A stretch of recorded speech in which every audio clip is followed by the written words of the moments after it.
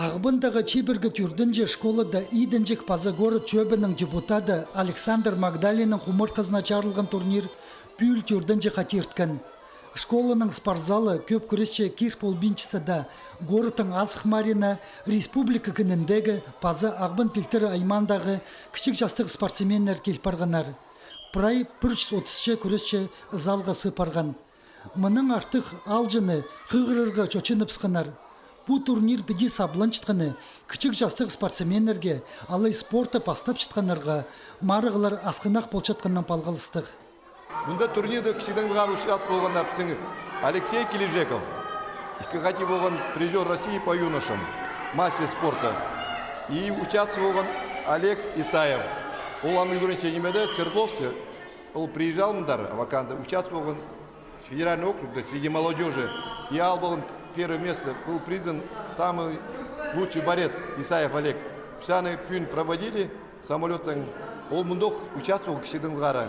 Амулол уже мастера спорта России. Марық түстік жезі Ефим Егорович Бургундосов тасқар ар-пер сабық чөшілкен палларға бірдеқін менжі.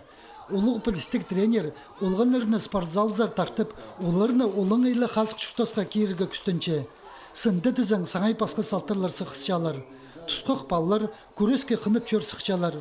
Кішік спортсменерінің тоғы чытқан тренерлерге палларын марыға сығары палларға едек келістіріп олпарча. Ефим Егорович олығым, алғазым читіргі сақчым. Что чылзай бұл турнирді ештіші, тасты бенже, базы, номы жоқ деген.